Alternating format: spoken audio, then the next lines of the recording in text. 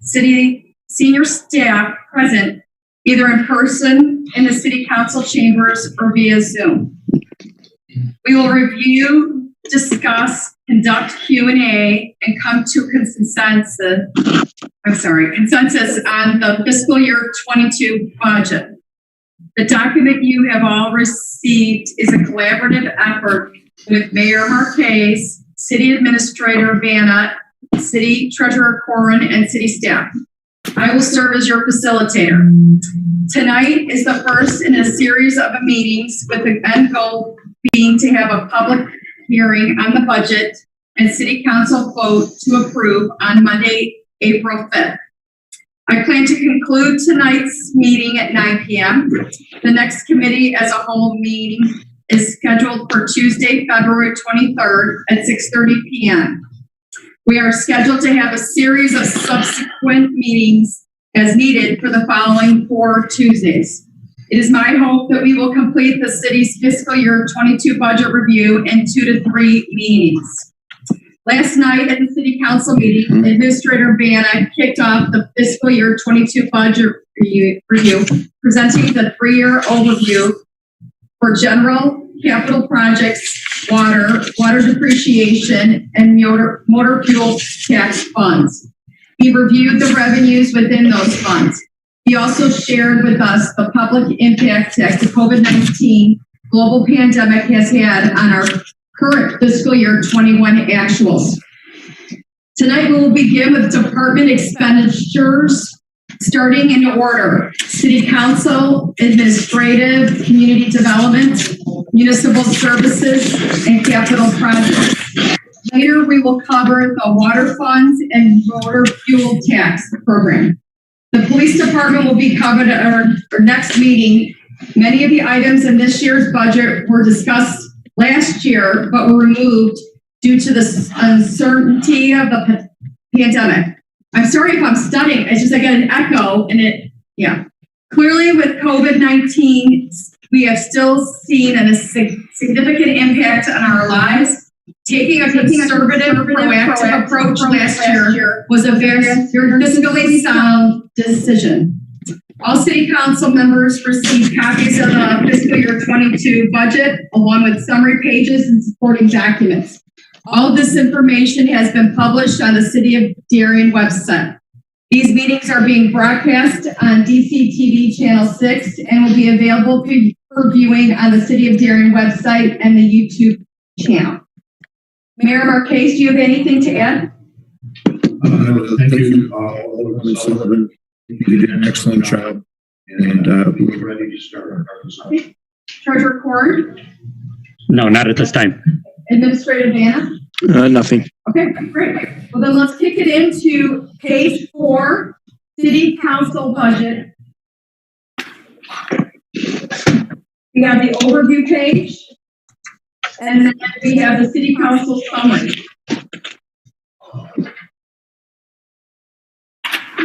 Which is page 5 and page 6. Hey, Mary, Yes. this is not live, right? Is Yes, this live? it is. Oh, it is. Okay, never mind. I was going to say you could share your screen, but okay, never mind. Mary, can I also make a suggestion that the people who are in the chambers turn their microphone or mute their microphones, because we're hearing a lot of backlash with pages and things like that? So their microphone's on their computer. You turn the audio on until they're talking. Yeah, I'm getting a big echo. That's why when I was speaking, it was like messing me up a little bit. Okay, they're not. Okay. So that's City Council summary. Page 5. Salaries, benefits, operating. Do you have any questions on page 5? Okay. Moving on, page 6. Eric, yes. Unmute. Yeah, it's just, are we talking about the expenses now? We are, Eric. We're on, Right. The question I have is, I believe it used to be years ago, there used to be funds set aside to pay for activities by ward, such as like block parties and stuff. I thought That's there not was, in this particular budget. I mean, I don't know if that we want to consider putting some dollars in for that. It just seems like we need to get back to be able to, work with the people out in the entities and stuff, and having block parties, I think would be an ideal type of situation, but it would be nice to have some funds, not a lot, just to, kind of pay for some of the food and things for those parties. I don't know if the other aldermen think that's any good or. Mayor, if I could, we have not done that in the past, Eric, but Okay. with the agenda that went out, Alderman Klistak had included, or we included an email from Alderman Klistak asking for money for the aldermen for their wards for block parties and different things. And during this particular budget, we're going to at some point when Mary decides to let Alderman Klistak make that presentation. So that'll be coming here in just a couple minutes. Okay. I'll wait. All the other line items before we open up that discussion. Treasurer Corn, did you have something? Sorry, needed to find the unmute. From a personal standpoint, I do not agree with putting funds in for what Alderman Klistak and Alderman Gustafson are indicating at the current time. We're just hopefully coming out of COVID.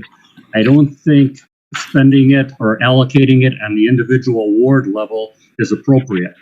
As we go through the budget, you will see that we do have 3 events budgeted for Carriage Greens this year. So on a citywide basis, I think it's covered. On an individual ward basis, to be honest with you, I think it's more politicking, and I think it should be coming out of the individual alderman's political campaign funds or something like that, as opposed to from the taxpayers and the residents' taxes. Mary, I don't think Mike heard you say that you wanted to get through with the budget, so okay. It's okay. It's okay. Yeah. So we will continue that conversation about fees, expenses, block parties, funds, but I first want to make sure, is there anything else on pages 5 and 6, aside from that we need to talk about? Eric? Yeah, it's just regarding why is fingerprinting included in this budget? Why do those dollars belong here? Well, that's typically if there's liquor license applications, which happens, or change of management. But we do recoup those fees. Yeah, but doesn't that belong somewhere else? It just seems like it's out of place sitting here. Well, it's administered through the clerk's office, so we've always just included it here. We've got an administration budget. Why wouldn't it go in there? Because it falls under the clerk's office, which falls under this budget, city council. I mean, I just don't like my dollars being spent on that. Well, how do you feel that they're your dollars, Eric, particularly? They're in my budget. But Brian Vanna already indicated that money gets recouped. Well, I don't see the recoupment on here, then it should be 0. Well, we run the expenses through the bill. So somebody else gets the revenue and I get the expense? What's all the general fund, Eric? I'm not sure what. But then this should be 0. If there's revenue to come, then it should come back against this $1,000 within this specific budget. Then you would have to take it out of the revenue side as well. That's fine, as long as it doesn't go in here. I'm just, it's just a pet peeve of mine when I have stuff in my budget that really shouldn't be there. There are a lot of items that are in the budget in various places. For example, the police special service, that's allocated an expense item, even though it's reimbursed, comes back through general fund revenue, just a way of tracking those, see what those expenses are.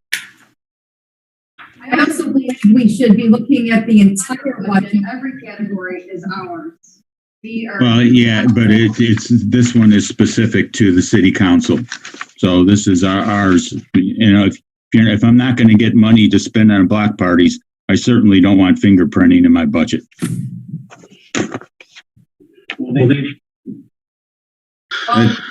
I'll Just defer move to on. administration to Yeah. decide what's the best place. That's to fine. work it. That's Okay. fine.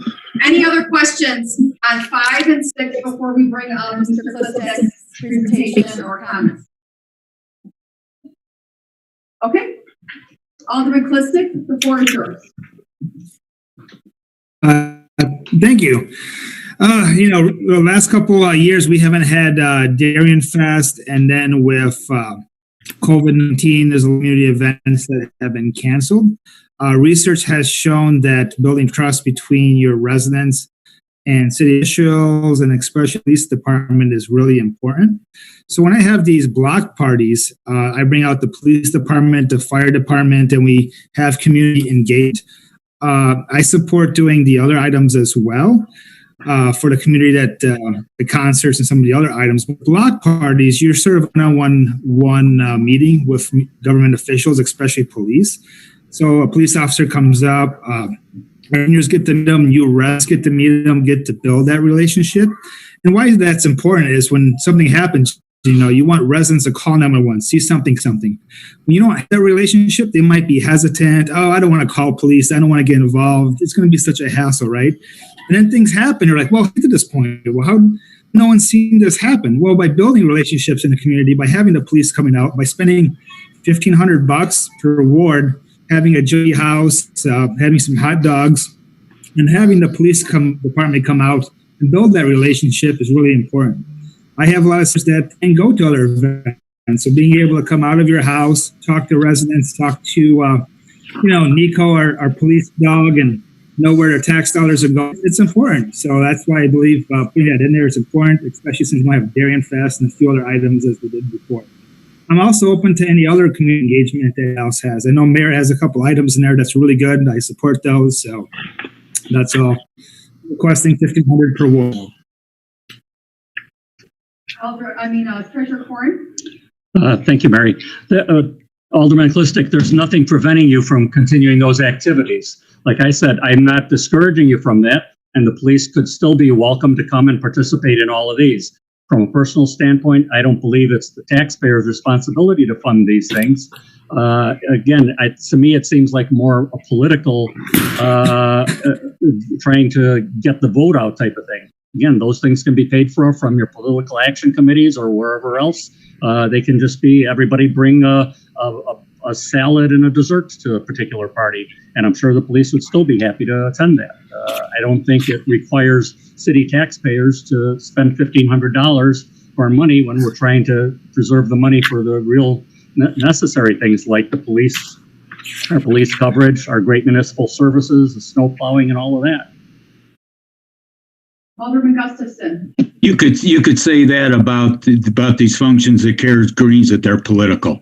Let's not go down that road. The difference therein is it's participated by the entire city. Everyone in the city is eligible. That's correct. Whereas you're talking about Including the local mayor. block parties. If you decide to have a block party and Alderman Vaughn doesn't decide to have a block party, that's giving you an advantage that he may not necessarily have.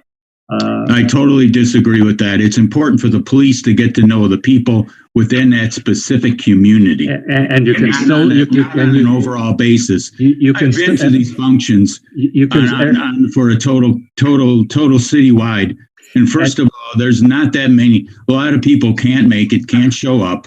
Okay, the block party is in their neighborhood. Okay, they're going to show up in their neighborhood, and the police need to be there and see the neighborhood. Not see it from a total basis and stuff. And be honest with you, I think this is up to the alderman to vote for.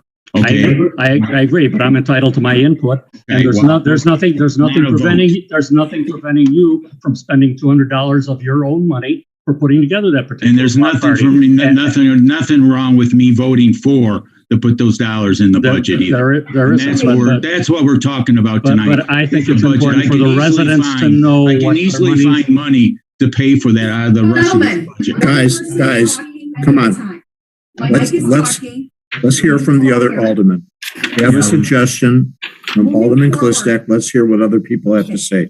But let's all agree, moving forward, we have one person speaking at a time. And if you have a question, raise your hand and then I will call on you. Thank you. Is there anyone else, Alderman, that would like to comment on this proposal? Yes, Tom Belzak.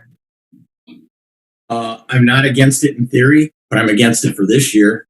I'm not, we've just gone through a year where we had to cut quasi-essential services.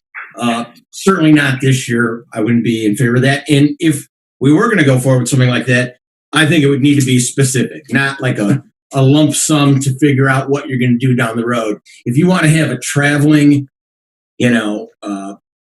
I'm drawing a blank on what the name is that you for the police or in community park with the fire engines and everything. I can't remember what the exact name is. National Night Out.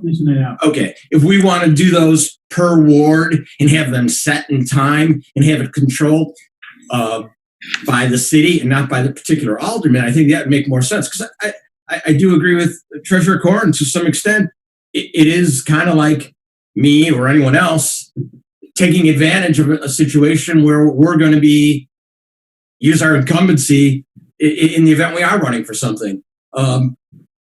Again, in theory, I think it's a really good idea to have police communication with the citizens. However, I certainly don't want to spend taxpayers' money this year. We can redress it next year, but I think we need to have a plan. If we're going to do it, I just don't want to just give a blank check and figure out what we're going to do down the road. Alderman Bond. Yeah, I'm not opposed to it either. I agree with Belichick as well. There needs to be like a strategy in place.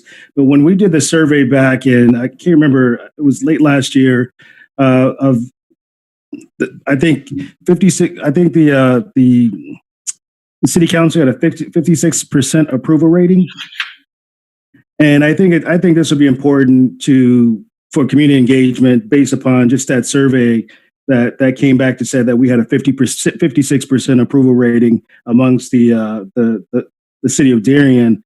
So I think community engagement is important. I agree with Belichick. It's got to be thought out a little bit more and provide some more details to it. But I think it's very important that our constituents get to know us, and I think our presence reflects the presence of Darien. So I think I think it's important to do that. So thanks. And I have Ted Schauer or Joe Penny. Joe? You know, I pretty much stay in touch with my residents with a little social media, answering phone calls, answering emails. I don't believe we should be spending money on it. And to Alderman Belzak's point, especially during this time, especially last year, we cut some things out of the budget. I believe that we do have a national night out for our whole entire city to meet with the police if that should happen in August this year. I know it didn't happen last year, but yeah, I'm totally against earmarking any money per ward for any social gatherings. Alderman Schauer? 7 years ago, we turned around and we cut the budget for even candy for 4th of July, and the aldermen have turned around and been paying it out of their own pocket. I believe if you want to have something like this, they should pay it out of their own pocket. I am willing to talk about it, something maybe we should talk about during goal setting, what we should be paying for. But Alderman Belzak, I think you hit it right on the head. It's something that we should not even talk about for this year. Okay, so I'm going to just try to get a consensus. If this is something that should be added into the budget this year, I written down seems to be in favor and against. But I think I just want to get a show of hands. So for those in favor of adding this expense, $1,500 per ward per alderman to cover community engagement. In favor, raise your hand. So I got Tom Plistic and Eric. And are you raising your hand, Alistair? Are you talking about this year or this year? To put it into the budget this year. So just Eric, you're muted. We putting together a budget for the next 3 years. We should include this in here, shouldn't we? Eric, we're doing the budget for next year. 23 and 24. Well, you got 23 and 24 on this. Hold on a second, baby. I have some things. I'm them? If we don't add it for 22, I've got columns here for 23 and 24. Shouldn't they go in there? Eric, those are forecasted amounts. We are budget planning line item. Well, why don't we? Yeah, but we still got them here, so we won't forget about them. Why don't we just add? Why can't we add them to 23 and 24? We are adding line items for next year only. Well, then we lose track of this stuff for future. That whatever. That doesn't make Well, it's sense. up to you to remind us that you wanted it to be put in the budget. I've never done a budget that way, but that's okay. Okay, one more time, so we can move on. Who is in favor of adding this into the fiscal year 22 budget? Raise your hand. Tom and Eric and Lester. Okay. Opposed? Okay. So it will not be added into this year's fiscal year 22 budget. I'm going to move on out of city council unless any other questions. Just bear with me. We've got, a different setup with this year and trying to work into the space. Okay. So next up is administrative department budget. Page 7 is the summary. And turn to page 8, which is the administrative department summary by line item. Expenses. Is there any questions on page 8? Eric. What's this liability insurance? I mean, you got this huge amount sitting here in 20 and 22 that we didn't have that until back in 21 at all. That is our premium for our property and casualty insurance program through IRMA. This past year, we used money that we have on funds with IRMA to pay for the premium due to the COVID and the cutbacks. So for 1 year, which is the current year we're in, we did not budget for that and use those reserve funds. And we're back to using our own funds for that premium. Okay. Hold on 1 minute.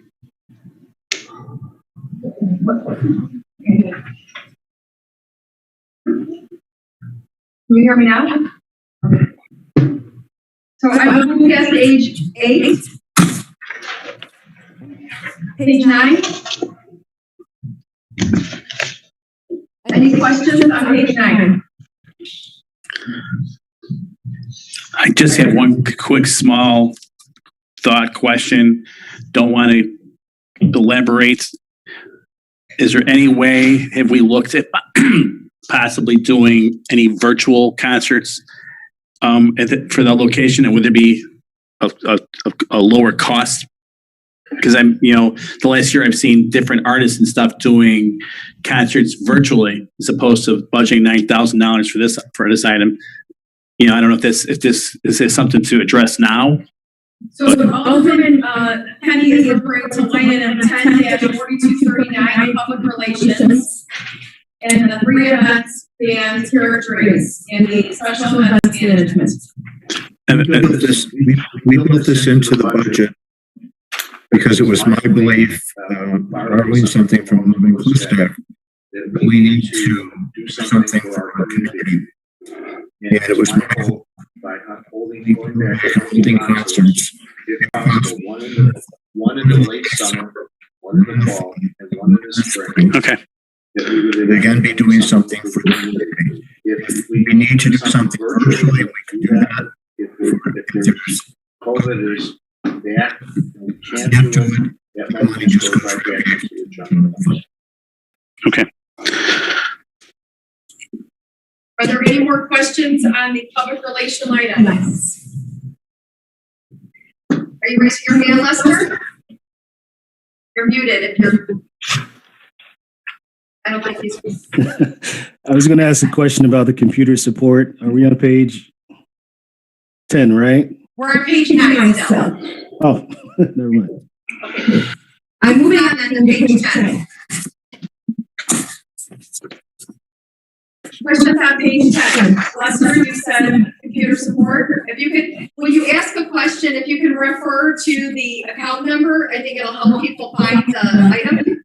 Yeah, it's account number 104325, computer support $81,903. Is that support? What kind of support is that, Brian?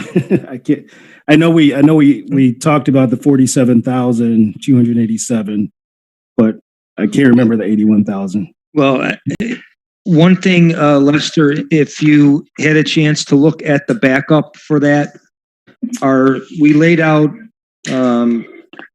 our computer plan, and it includes fixed monthly costs for backup security, server management, and iCloud.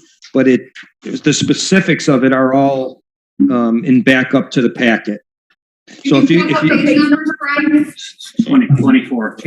Yeah, starting at 22. So if you look through that and have some detailed questions, you can let me know and we can get another phone conference with a consultant. But it's everything you want to know should be in there. And again, because it's pretty technical in nature, you'd have a better time understanding if you just to look through that.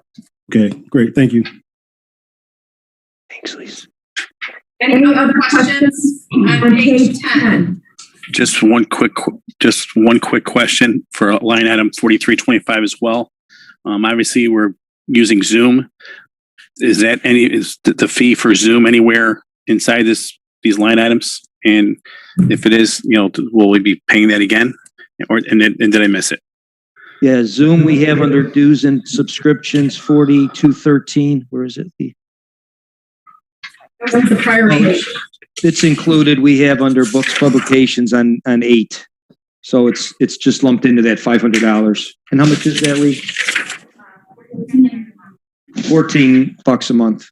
Okay. All right. Thanks. I just want to make sure it was in there. That's all. Okay. Thank you. Any other questions on page 10? Any other questions on the administrative department budget? Okay, we'll move on to community development.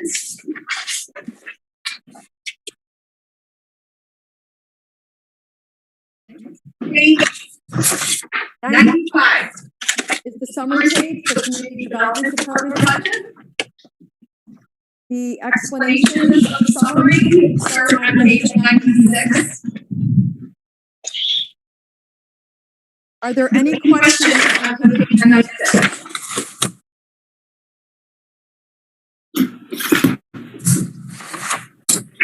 I do.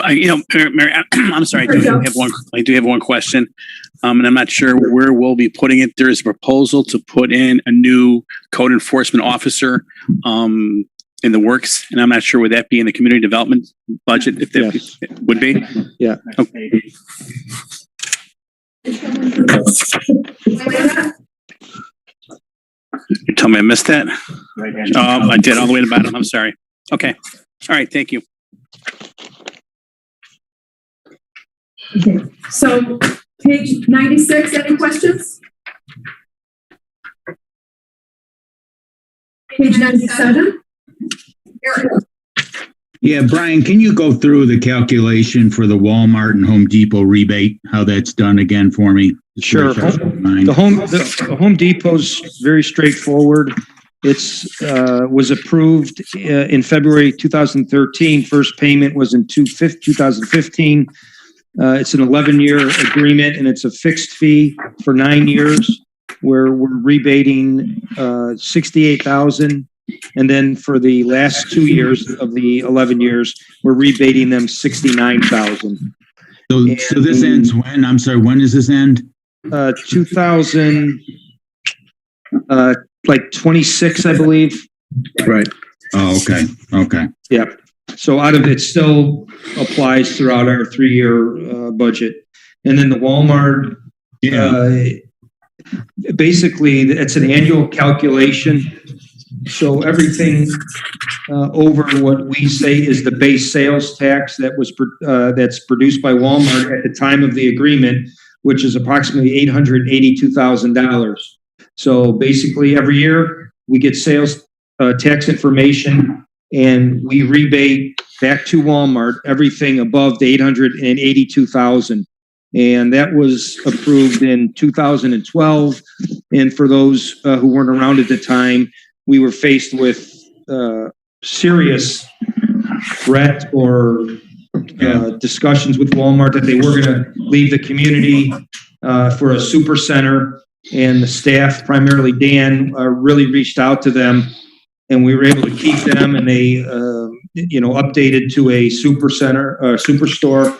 Right. And also the Home Depot had agreed to a 10-year extension on their lease in order for that incentive. So we're keeping a majority of that sales tax money, but it did, we did agree, the council did agree to those in order to keep those establishments. Does this have a termination date? I'm sorry if I missed that. No, Walmart is a bit different because it's, Mike is better at explaining it, but it's basically a calculation that will go on for a long time. Okay. Go ahead. I'll let Mike explain it. Yeah, essentially, it will probably never get paid off. The reason for that, the incentive was $2 million to Walmart and $2 million to the developer. The $2 million to each compounds at a rate of a little over 8%. So just taking the 8% on the $2 million, you can see the $2 million is growing by approximately $160,000 a year before it gets worked down. So it may get paid in some point in the future, but it is way far in the future. Okay. Thank you, Mike. We did protect our base where we get whatever we were getting prior to their upgrade to the super center. Alderman Quistis, did you have a question? Yes. So during the pandemic in the last couple of years, you mentioned we got a super center, and that's great. But what I'm trying to understand is, so we're stuck at 882. Inflation goes up, cost has gone up. Walmart has received more business during the pandemic. People are buying combs and other stuff at Walmart, but the city of Darien's not getting a bigger share. Walmart's getting a bigger share, correct? So we're stuck at 82 forever, but yet the rebate they're going to be getting back is significantly more, growing and growing, correct? Is there any way to improve on that to get a little bit more back, or is just sort of stuck there? And well, the more they get back annually, the faster the payoff is back to them. But in terms of renegotiating with them, no, there's no alternative. Their threat was to close down. And when they closed one of their stores, they own the real estate. You would have had a vacant big box there for who knows how long in the future. I mean, have we ever approached Walmart to co-sponsor one of these events like a Carriage Greens and have them be able to put some money into the pot? I think they'd probably be very open to doing something like that. They've done stuff in the past for us, contributing certain trinkets, if you want to say, but never to that level. I'm sure that they would be more than happy to partake in the community as far as those types of events. Yeah, I think Home Depot would probably be very willing to do something. They typically are more about providing product versus dollars. So, Shower, I think you had a question. I was just going to say that when we were doing the research for this, when we were considering this, we did the research for every Walmart in the Chicagoland area. And from what I remember, at least every city had given something back to Walmart to either retain them or to get them to come there, from minimum of $2 million. And I want to say it went all the way up to $12 million. So for us to give a rebate for Walmart is standard operating procedure for them, just to let you know. Yeah, back then, when we were going through this, everyone was on the council at that time, the idea of Walmart going back for 5 years and not having anything there would have led to the death of that shopping center. But there was a big article in the newspaper that basically said Walmart was holding municipalities hostage by telling them they were going to move if they didn't get an agreement like this. And we had a lot of controversy over that. A lot of people that were upset. They thought we were capitulating to March demands. The fact of the matter is, if Walmart would have walked away, they own the property, as Treasurer Corman said. That site would have gone black. They would have burned it up. It would have gone black. And Walmart doesn't do anything with a store like that for 5 years. So for 5 years, you would have had a boarded up facility on the property. And that's what we're facing. And there was a very real possibility they were going to go over, I believe, to Zoofield Carmichael, and they were going to build a super center over on that property. They were going to leave the area entirely. So that's what we were faced. A lot of people weren't on the council at that time. Don't realize we were looking at loss of all that revenue. So we did agree to this, and at this point, it doesn't sound as advantageous as you would like. But back then, it was a wise decision on the part of the council because of what it still produces in the state. I talked to mayors today who don't have big boxes in their community, who don't have Walmarts, Costco's, Jewel Food Stores, Home Depots. Mayor, we're not hearing you. Their revenues are really down. You hear me? Well, I'm not on mute. Okay. I'm sorry. I'll end. Okay, Brian, Vienna, you had raised your hand, and then I'll go to Mike and Eric. Just a point to follow up on Alderman Gustafson's point about Walmart maybe chipping in. I do not, nor do I permit any of our staff members to approach local businesses for donations of things. I don't like the look of that. I know it can be done very innocently, but it seems like the government who regulates the business, regulates the liquor sales. I don't like us going to the businesses. So that's just my input. And we have not done that. Again, we have gotten, I think, small grants years ago from Walmart for an anti-drug program or things, but we don't go out soliciting. Thanks. That's Mike Ford. I just wanted to address Alderman Klistic once more. In terms of renegotiation, when we were originally doing the agreement, we did try to push back on their demands, particularly the 8% compounding. And it was basically take it or leave it deal. And we didn't want to leave it at that point. Thank you, Mike. Any further questions, or can we move on? Tom Clifton.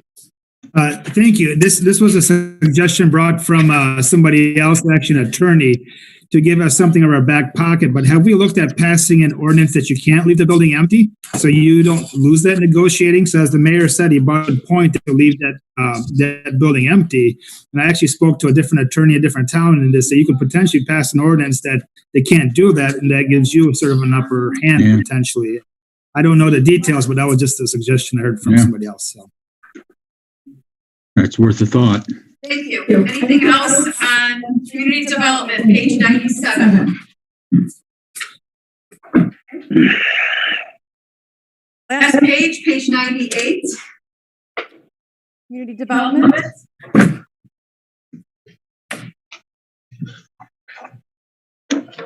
Yes, Yeah, I'm sorry. You went too fast for me. On 97, in regard to the code enforcement officer, I know we passed it at municipal services, and obviously we think that's a good idea. Are we budgeting an increase in fines, or do we anticipate, not that it pays for itself, but that it brings in more income based on the fact that we have a full-time code officer? No, I didn't change revenues. With a full-time code officer, we'll probably get compliance before we get to court and have fines assessed. So it won't be that way in every case, but I know we have used Karen Byrne, who we're proposing again to really increase hours. And a lot of the things she is just able to get compliance on without additional fines or things like fines through the courts. So no. Any other questions on that? Any other questions on page 97? Last page 98. I have a consensus to move Forward, on all of the community development department budget. Okay. Moving on, we are skipping the police department, which is sequentially next in your packet. We will be doing that next week. We'll start off with it next week. And we are starting in municipal services, streets engineering budget, page 104.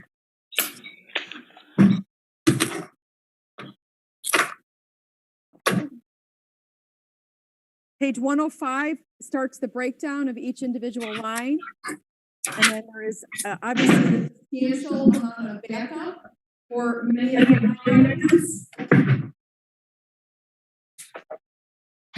Yes. Sorry.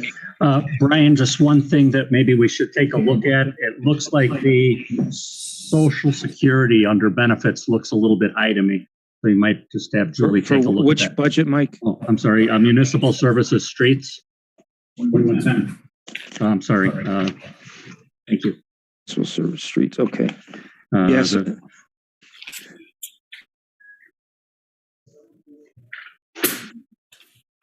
Which Sorry, one? guys, there was Oh, Social technical Social Security, it's showing 65,920. Yeah, Social Security is about 6.2%, but I know you guys allocated that. we allocated, so that might be the reason, but I will check that. Yeah.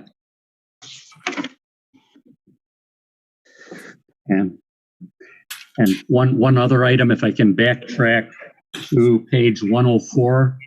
Again, it's a small item, but on equipment, we're showing $1,000 in the estimated actual, Brian, from a $4,500 budgeted. We're already at $5,300 through January. Okay, noted. That's it.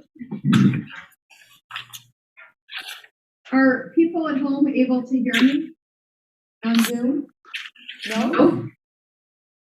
No, it's very difficult. You're like on a whisper. Okay. I hear you well. I hear you good. What, Lisa? You can't hear me. Okay. Do you want me to take the thing off? Can you hear any of us? Now I can hear you. When they're not talking in this room. Can you hear me? Yes. You guys need to mute when you're not talking here in chamber. Mhm.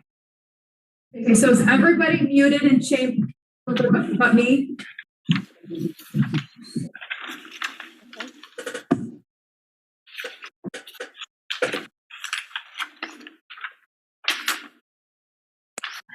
Joanne, can you unmute and let me know how I sound? No?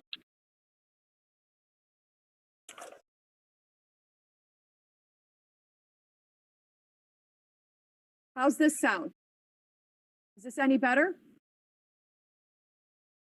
I hear you. I'm Barely hear you. all the way up on this.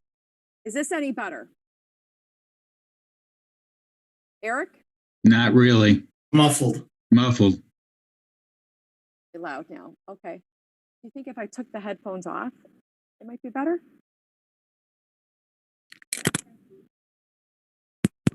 Okay.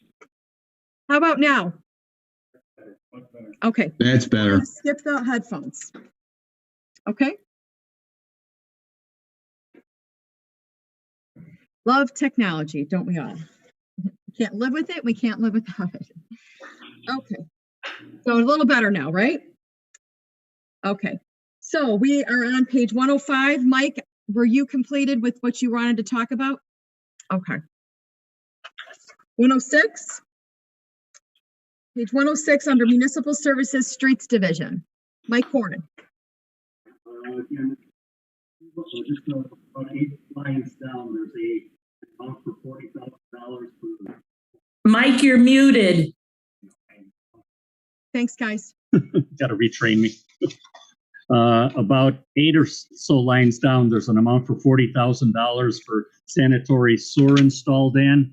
I know that's for the hookup to the sanitary sewer for public works, but it says that the back up to this says it's to be split with, I believe, Sterling Bay, the developer. Is the $40,000 just our half of it, or should it be $20,000? No, that's probably a typo or carryover from last year. Originally, they did contribute to a certain amount, and they did give us certain funds, but they have $40,000 is an allocation there for the sanitary sewer for public works, and the rest should not be. The rest should be stricken. So this is just our share of it. That's correct. Thank you. Eric, Yeah, Dan, we talked before, but are the retaining walls on Lyman in this budget? Because I couldn't find them. You know, I just went through the budget, and they were in capital. It appears that there was 2 sheets, so I'm going to reintroduce that into the capital. Okay. 2 projects that, for whatever reason, just got omitted or didn't carry through, whatever the case was. Okay, I'll let you add them later. Okay. anyone else? Questions on page 106? Tom Klistek. Yeah, there's looks like a cost for child center. What's the child center for? It's under contractual. That's in the police budget, Tom, or Are you on page 106, Tom? Yeah, let me see here. Please state the line item, the account number. Okay. Well, I'm at 100. I was 99. Okay. I was looking at the PDF driver. Okay. Never mind. That's for later then. Okay. Yes, Mike Corin. Yeah, one other item toward the bottom of the page. The hot, cold asphalt material and restoration for $17,500, Dan. Previously, that had been in the MFT budget, and now we've moved it here. Any particular reason? Correct. The reason for that is we recently got notified from the state the vendor that we're using is barred from the state, so he cannot perform or sell any material to municipalities under the Motor Fuel Tax Act. So with that said, since it was a very good price, we went out to bid for it. We decided to pull it out of MFT and put it into the general fund. Thank you. Any other questions on page 106? Okay, we're going to move on to 107.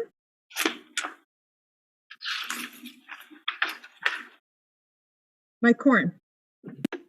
Sorry, me again. Okay, no apologies.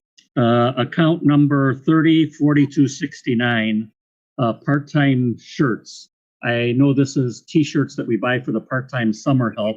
Last year, we deleted that item from the budget, but this year, my understanding is we do have the part-time summer help, but we don't have anything allocated there. Okay. So that'll be $500 added in? Thank you. Okay. This year we are. Brian's muted. We can't hear him. So we will add that back in because this year we are proposing again to add summer workers to the staff for a lot of the summer duties. So we will add the shirts back in. Will that be considered discretionary? The part-timers. The part-timers themselves are certainly discretionary. And the shirts then? We don't have the salaries for them broken out in the budget. I have it broken out on my spreadsheet. So the shirts and the summer workers Will be discretionary. Okay, thank you. Any other questions on page 107 or about summer part-time workers? Okay, moving on to page 108. Yes, Mike Corin. Again, Dan, at the top of 108, the second line item, 75th Street Landscape Irrigation, Phase 2. Last year it was shown in the 2023 budget. Are we just moving that forward? My thought process was, since we did not do the first phase last year and consider the amount of landscaping that's been installed, that we would move forward based on phase 1 and come back with a report to City Council asking consideration for phase 2 if everything works out the way it should with phase 1. Any other questions, Mike? No. Any other questions on that item? Okay. Any other questions on page 108? Okay. Moving on to page 109.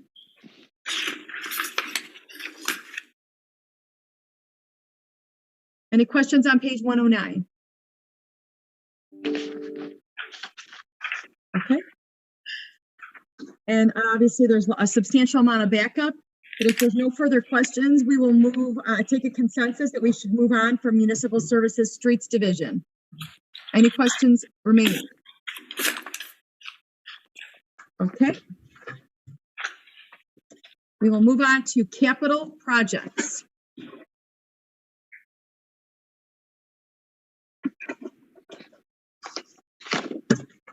Capital projects, page 208 in the packet. The summary page and the budget breakdown starts on page 209. Starting with stormwater ditch projects. Brian Vanna. Were you raising your hand, Brian? Yes, I'm sorry. I thought I was muted. I'm not muted. As Dan mentioned a few minutes ago, there are two projects that are not showing in the capital improvements. And one is the Bailey Road project by the church. And secondly are the retaining wall project on Manning Road. I think what the best is to do is to go over all these projects that are here tonight. And as we do our second budget meeting, we can include those two projects, which the Manning Road retaining wall we did budget for last year and is in need of replacement. The church or the Bailey Road might generate some additional discussion, but we just don't have the backup in the packet. So either you can have Dan go over tonight or we can hit those two projects at the next meeting.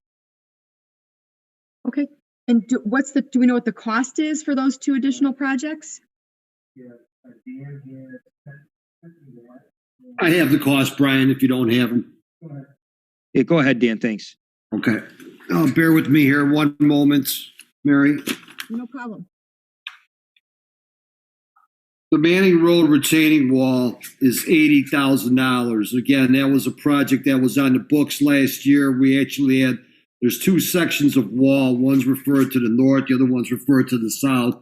So without further explanation, I'll be more than happy to entertain questions on that. The second one, if we recall, 8400 Bailey Road was one of erosion. Basically, it's an erosion control project.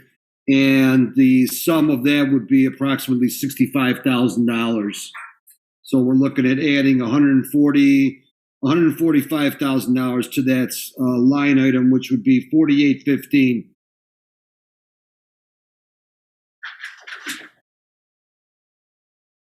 Yes, Brian. One more thing on the bright side, there is a project under the line item on page 209, line item 4390 that we're currently evaluating. It's titled the 83rd Street Light R&R for $187,000. And I don't know if Dan is going to cover that tonight if we get to it or what changes he has, but that should be significantly reduced. So they just wanted to get that out to the council. So Dan, since we've mentioned your name a few times and do you want to start to explain and discuss a little bit more on the stormwater ditch projects that are listed? Sure. It's basically one moment. So we're looking at the $95,000, and that is for, let me see if I can summarize all these together. And we are on page 209, correct, Mary? Correct. Okay. These are, the $95,000 are for the Bentley Avenue, Eleanor Place. They're small little pockets, okay, in Andrews Road. So those are just miscellaneous if you want it. Those are not being included. There's no reason to include those. The 67th Street storm sewer relocation and restoration, that's in the amount of $95,000. Okay, if you recall, this was something that we were going to do last year. This is in reference to the whole reconfiguration. This is only a partial of it, and that partial, that $95,000 refers to basically storm sewer, the storm sewer and restoration. So there's other parts that you're going to see in the motor fuel tax. Just a side note, I'm sorry, in the motor fuel tax fund, as well as capital projects. With we'll get to it later within the concrete section. So then we have the R&R rear yard drainage projects in the amount of $116,000. The next one is another public works rear yard drainage project, $99,000, excuse me. The next one, again, is another rear yard drainage project, public works, $41K. Next one, another public works remove and replace, is an $87,700. Next one is 2061 through Beller through Meadow Lane, is an R&R, also public works project, $30,600. The next one is a rear yard drainage project along Alabama to Claret Hills Road, rear yard city project, $55,000. And the next two are public works projects for Tamarack as well as Glenery in the amounts of $18,000, $12,800. In summary, all these projects have been identified over the last 3 years. They're projects where there's inferior pipe that was installed by others, okay, whether it was unincorporated sections at the time and or developers. So we became proactive and put all this list together, and obviously it's compiled over the last 3 years. So we're looking at a total of $441,150 for these projects. These are not to be confused as rear yard drainage projects participated with residents or participating with residents. Yes, Brian. And Dan, those projects have all been vetted through the Municipal Services Committee, and you do have you have pricing that was already approved, correct? Yes, and I was going to mention that, correct. And Dan, you said that the rear yard Clarendon Hills and to Alabama, you said it was 55,000, but on the sheet here it says 35,000. 35,000. I'm sorry, I misread that. Okay, I just want to make sure we're on the same page. And then have the additional ones that aren't listed, Manning Road and 8400 Bailey Road, have those also been vetted through Municipal Services? The Manning Road has not been at this point. Actually, I'd have to double check that. I know I'd have to double check it, but those were projects, again, that were approved last year.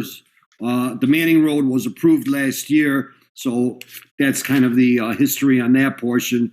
Whereas the other one for the 8400 Bailey Road, that was something where, if you recall, we had a couple people come to the city council in respect to the erosion and the erosion control is what it basically boils down to. So we do have backup on that, which I could supply with everyone for a next budget meeting or, through municipal services and city council.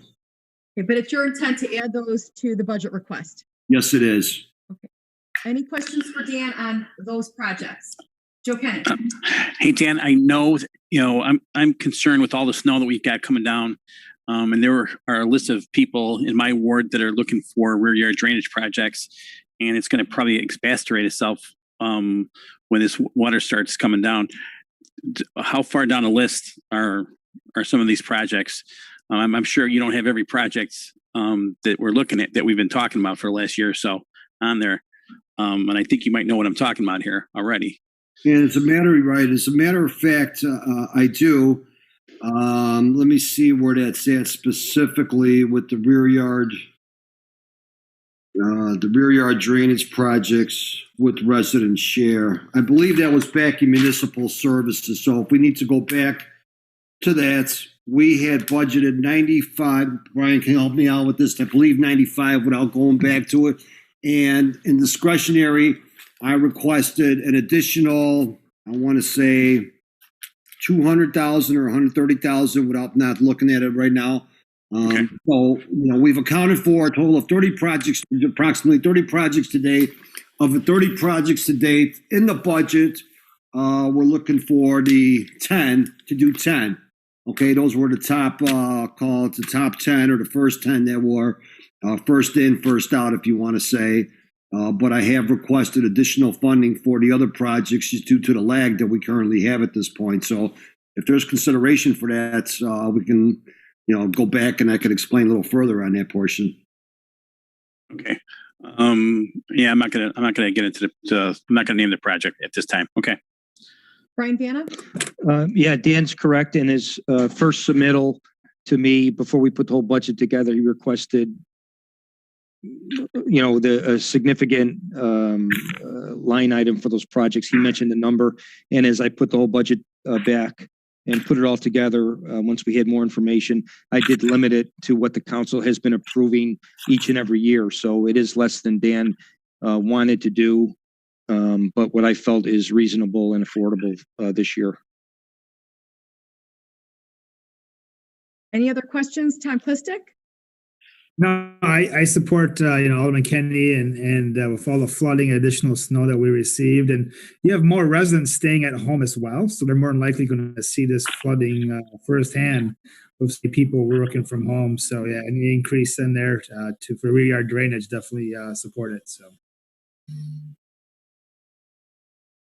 Anyone else? Any other questions or comments?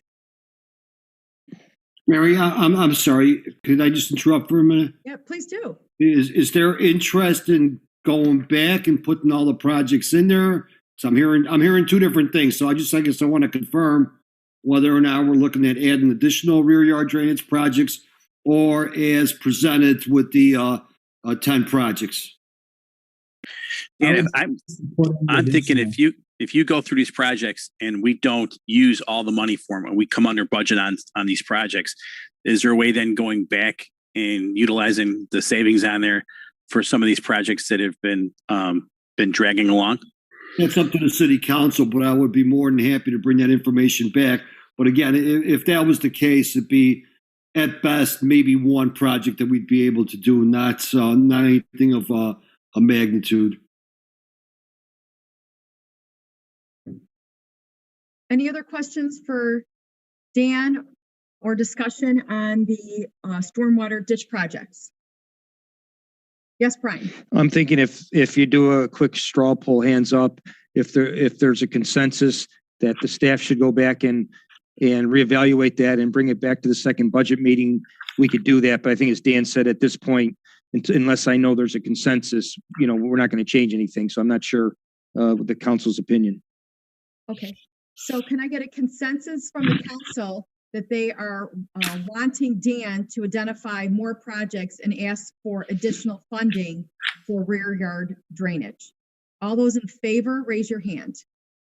So I see Tom Belzak, I see Tom Klistic, Lester, Joe Kenny, Ted Schauer. Okay, so we have a consensus to do that. Are you clear with that, Dan? Yes, I am, and we already have the backup, so it's just a matter of Mr. Vanna putting it back into the budget for presentation. Okay, but I'm going to make a note that we need to revisit line 2535, 4376. I'm sorry, Mary, that's going to be in the municipal services. Let me give you that account number. Okay. Bear with me 1 second.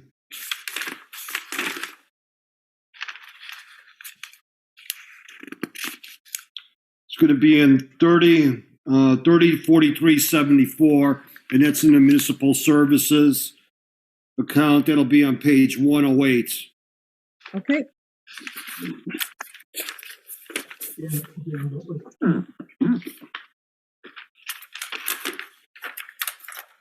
Dan, what was that extra amount for the other projects that they're talking about? It would take me a couple minutes to look it up. I have my other book here, so I didn't want to waste the time, but I want to say it was approximately 150,000 additional of city funds. That doesn't include the cost share. I have to confirm that number. It will take me a little bit to look at the backup that I have in a separate file here. Okay. If we take a break tonight, I'll get that information. So it'll take me about 10 minutes to. Well, I think that's one of the things that when we're done with the whole process, we need to go back and take a look at how adding that might impact other areas of the budget. So I want people to keep that in mind. If you're going to add $150,000 in rear yard drainage, you have to look at the overall picture in terms of where that's going to put us financially. I just want to add that. Yes, just to clarify the two different programs. Okay, so if you, as Dan mentioned, you go back to page 108, which is in the municipal services budget, streets engineering budget, okay? Under drainage projects. Okay, the city has budgeted $95,000 for those shared projects. That is different than what we're discussing right now, correct, Dan? I mean, this. That is correct. That is, yes, not that is shared correct. projects. These are projects that the city would be paying for. Correct. Correct. And that is infrastructure that's currently owned by the city and maintained by the city. That's the difference. So is everyone clear on that difference? So Dan, we're gonna have to cross that road eventually, right? You know, so. Oh, yeah. We're gonna have to cross it eventually. Okay. Right. And Alderman Kenny brought up a good point. Is people, due to the pandemic, have been home. You know, I have to agree with him that we're going to see more ramped up calls when people try to enjoy their backyards or the quality of life, and all of a sudden, you know, they're dealing with mosquitoes, so on and so forth. Yeah, there's a treatment program, but again, it's whether or not they could utilize that backyard or not. And I think with the snows this year, it's going to become another anomaly. Not that those will all be problems. Some may be, others may not. Tom Belzak. Yeah, just to be clear, we voted on Brian and Dan coming back with additional projects. It doesn't mean that we're accepting these additional projects or that we have to accept all these additional projects. If the sum comes up to an additional $150,000, we may need to make some decisions on supporting less of these projects. But until we have those numbers, we're just guesstimating. Correct. And the green light to go ahead and prepare that information for us Right. so that we can further discuss it. Correct. Yes. Tom, that's why I mentioned that we'll have to look at that in totality in terms of how it affects the budget. You may say of the additional projects, you want to do $75,000 additional projects. That's what I was inferring when I made my comments before. Right. I just wanted it to be clear that it's not all or nothing. It's not 0 or 150 or whatever the number happens to be. Correct. It's something we can choose when we Project get by better project. educated. Mm-hmm. Absolutely. Thanks for pointing that out, Tom. And I just wanted to tie it back to, since we're talking about two different things right now, and we're bringing something up that we discussed, you know, a little bit ago tonight, that, you know, what the difference is. And we're asking Dan and Municipal Services, well, Dan and his department to go back on the item under Municipal Services, not what we're talking about right now in capital projects. correct. Okay.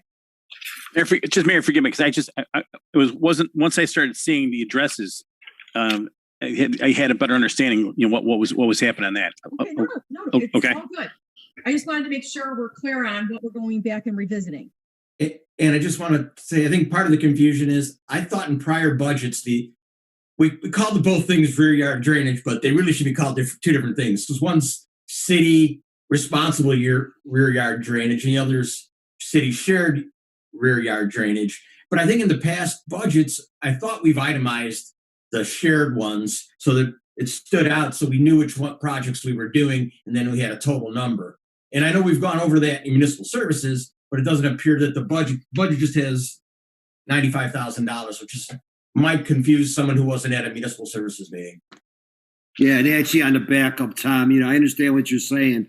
On the backup, there's a lot more that's in there versus just that page 108. So I have in my binder from last year something like this that we had. Right. Dan. That was a spreadsheet of all the proposed 2020 rear yard projects. Correct. Maybe it was from the year before.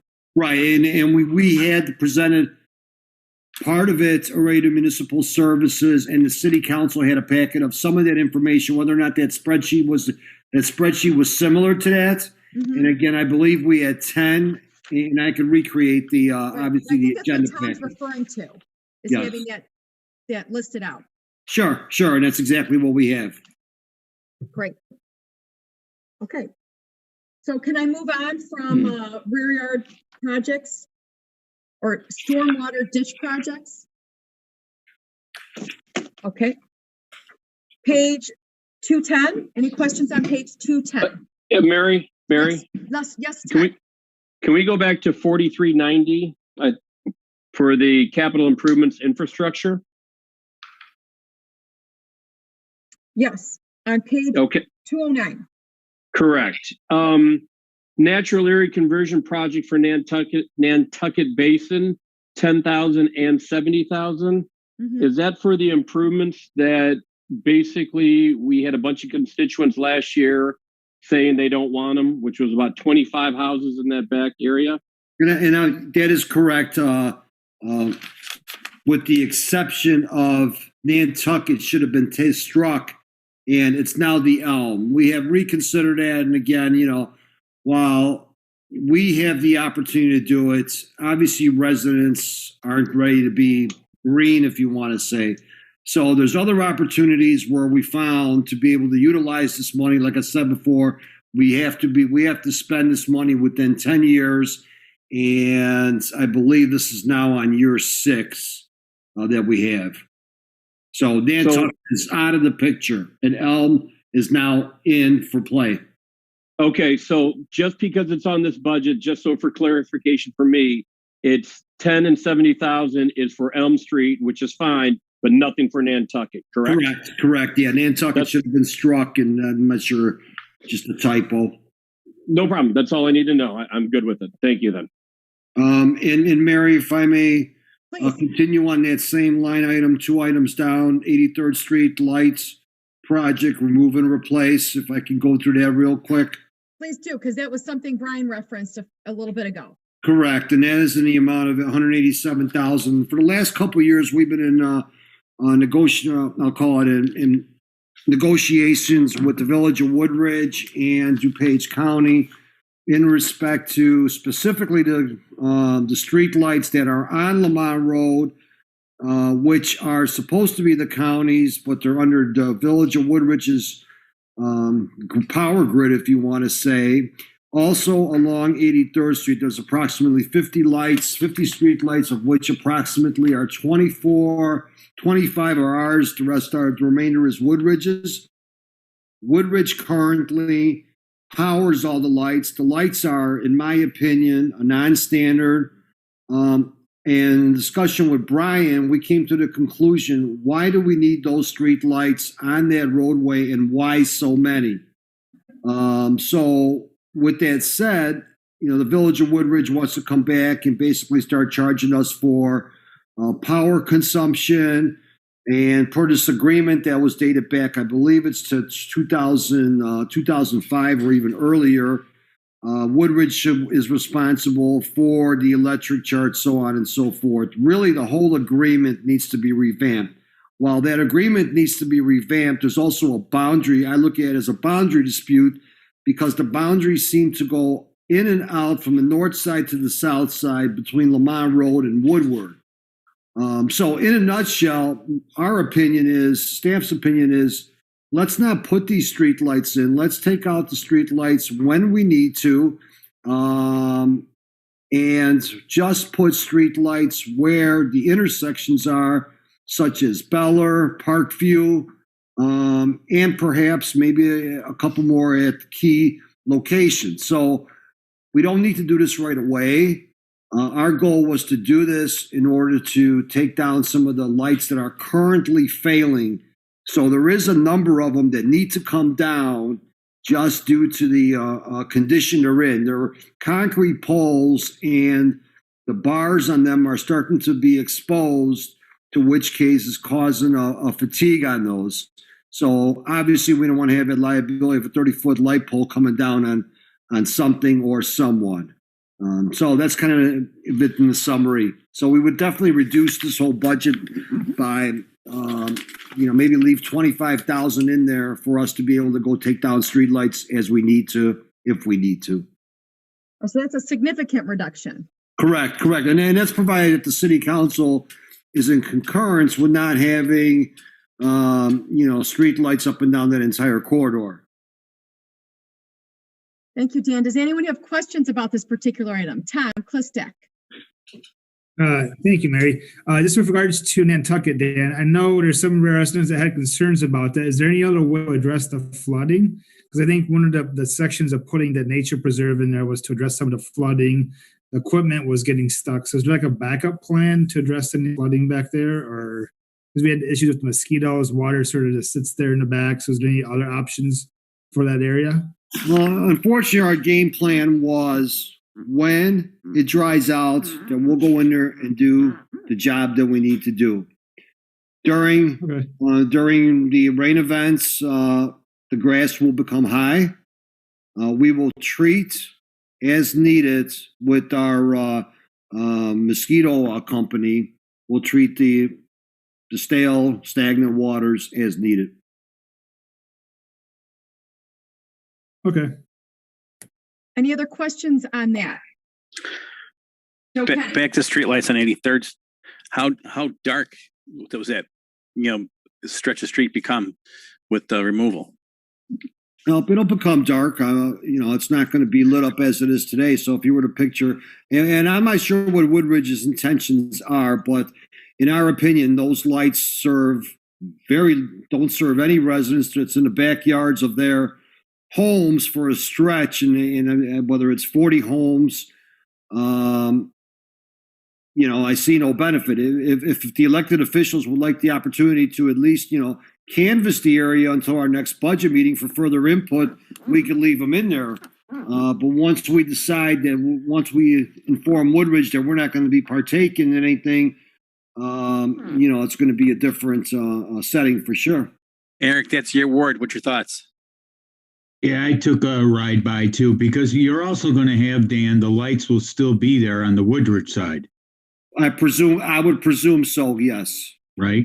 So you're still going to get some lighting there. It's just going to be one side of the street versus another. But I would think the lighting on the north side would still be able to cover quite a bit of the south side too, lighting it up. Right. The lights altogether, they have to be redone. They don't meet any standard anymore. It's an old, what they call a shoebox standard. Is it possible, Dan, just to the ones we're thinking of getting rid of, shut those lights off, take the bulb out, and just see what it looks like for a period of time?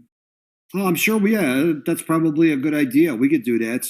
I see. And we'll have to do a test period for a certain time. Obviously, calls will be generated. But yes.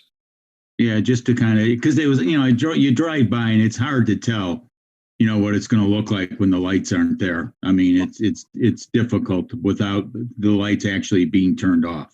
I would picture it as a Manning Road from 75th Street to Plainfield Road. That's probably the best vision I can portray back to everyone. Yep. Brian?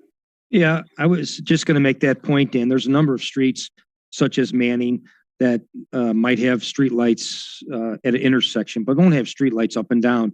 So what we're talking about here is nothing out of the ordinary. It's nothing different than we have on a number of other streets, correct? That is correct. And, one thing that's very important here is, Eric, you mentioned that if the Woodridge retains the boundary jurisdiction is very peculiar, because for like maybe 300 feet, it's Woodridge is on the north side. Then, Woodridge has the entire north side and south side. Right. 300 feet later, Darien has 300 feet north side and south side. So again, it's just a hodgepodge of a boundary that should be straightened out. So that will be my first goal, to pursue that. But meanwhile, just to get some direction, I think the direction is for at least to have Woodridge, see if Woodridge will cooperate with us and take out certain street lights, or I should say, turn them off temporarily. There'll be a minor expense to that. And then maybe we can have a time, hopefully within the next 2 weeks, where the city council can have the opportunity to peruse by and get their opinions. Does that sound like a plan? Eric? That sounds great to me. That sounds great. Dan, if you could alert us then all to when that takes place, so that we... Yes, I'll do that. Sure. We'll do that. Do a coordinated effort. Any other questions regarding the streetlights or any other items under capital improvements infrastructure? Okay. Any questions on street reconstruction rehab on page 209? Okay. Moving on to page 210. Any questions on page 210? Okay. Any questions remaining on the fiscal year 22 budget proposal for capital projects? Okay. The Public Works Building, I think somebody said. I don't think that's in the shares. Okay. I don't think Mr. Vanna heard me. You got those budget dollars in for that, right, Dan? Yes. Okay. So are we? Non-discretionary. It's almost 8 o'clock. It's 7:54. Do people need a break or should we keep forging ahead? Let's take 5 minutes, Mary. We'll take a 5-minute break. Okay, everybody? 5 minutes. 5-minute break. We'll take a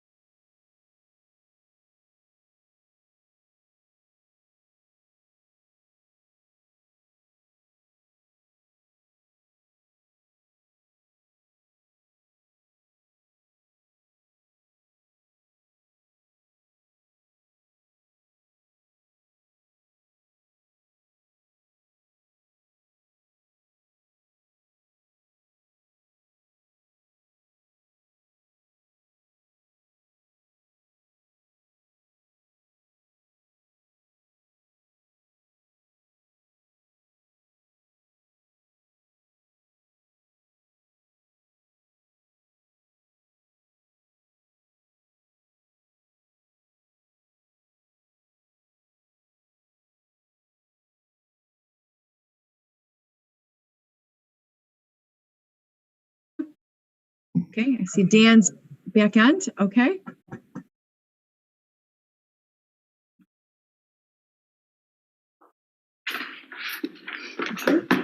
Everyone's back on, I think. Great. We'll resume our fiscal year 22 budget review, and we have moved on to the enterprise funds.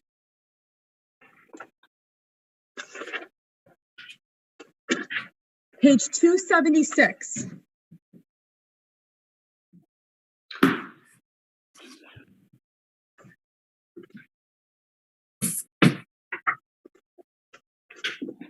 Page 276, Water Fund Summary, Municipal Services. The backup starts on page 278. We did the revenue review yesterday, correct? So we will then move on to page 277 and page 278. Starting at 278 with salaries, benefits, and operating. Is there any questions for water fund budget, page 278?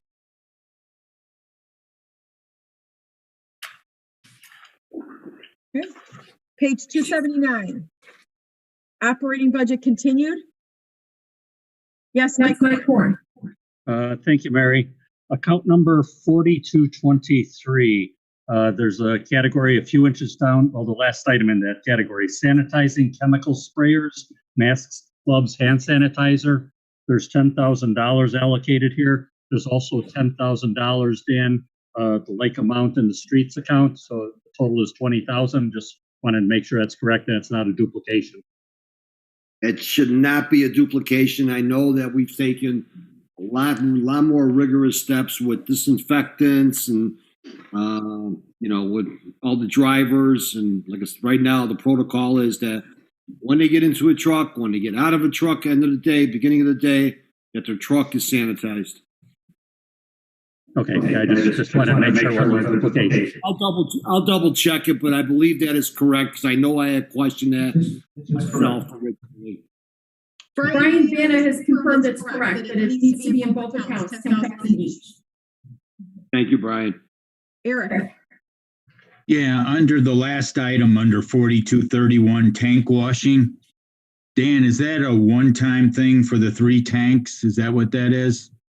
Yeah, it is correct. Yes, and then we try to do that approximately every 5 years. Obviously, it depends on the humidity that's present in the summer and how much the tanks are sweating. So, but yeah, it's time for.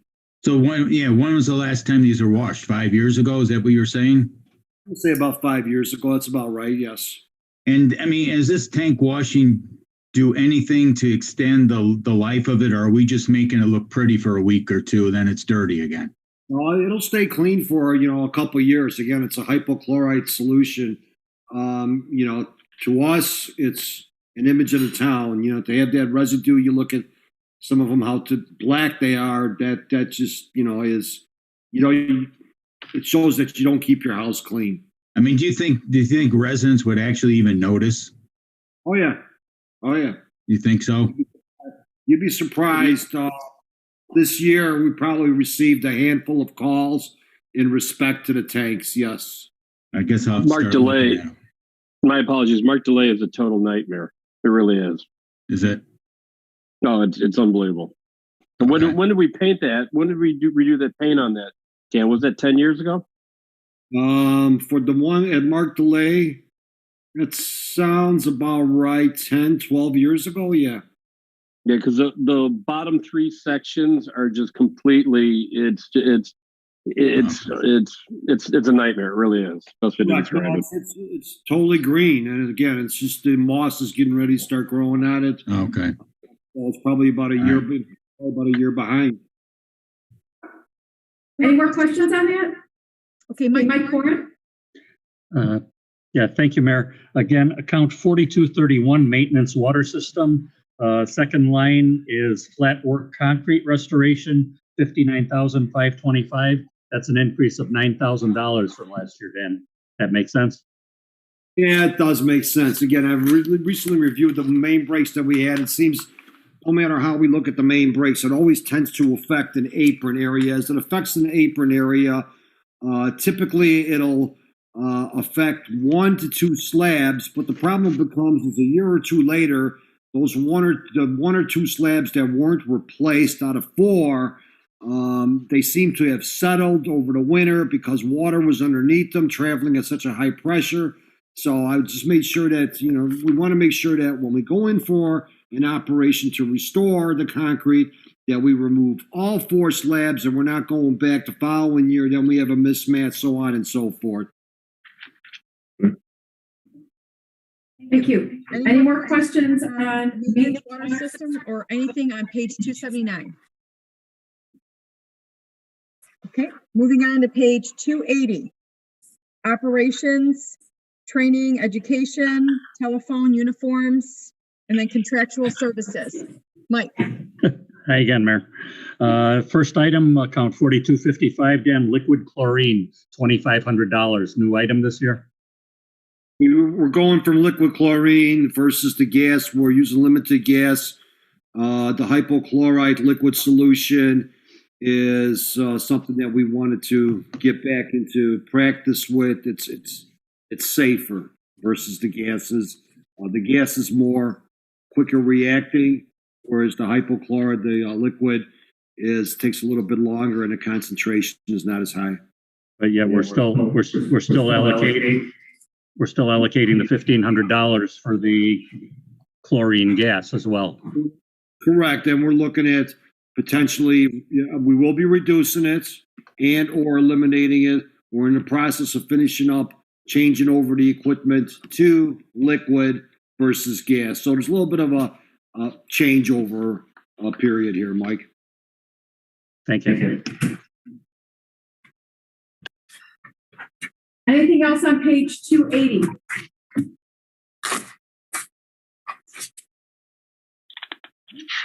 Moving on to page 281. Equipment, water meters, transfers, and debt retirement. Yes, Brian Piana. Annually, we have the bond payments that are shown in this budget because we plan for these as an expense from our revenue.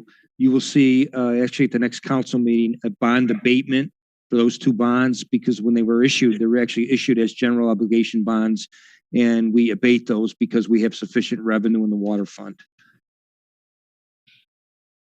Thank you, Brian. Does anyone have any questions about that? Okay. There's a significant amount of backup for all of the water department summary budget. Following, is there any more questions on the water fund budget? Okay. That being said, we'll move on to water depreciation fund budget. Page 320.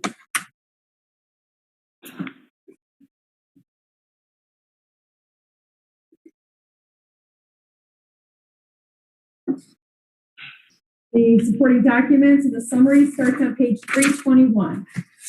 Water depreciation fund, equipment, capital improvement, infrastructure. Any questions on page 321? Yes, Brian. If Dan could take a couple minutes, this is a really big project that the staff in the water department has been working on.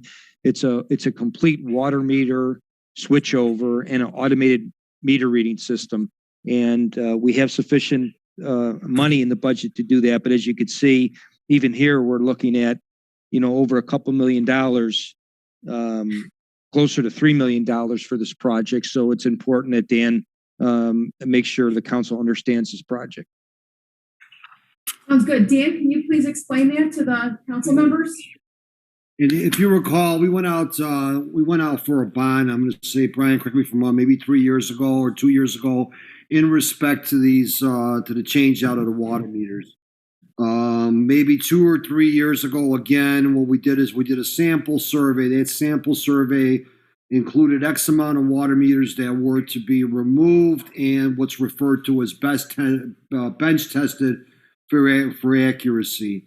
Majority of the meters were reading under, and I don't have the statistics in front of me, but there was a significant loss of revenue for these for water that's unaccounted for.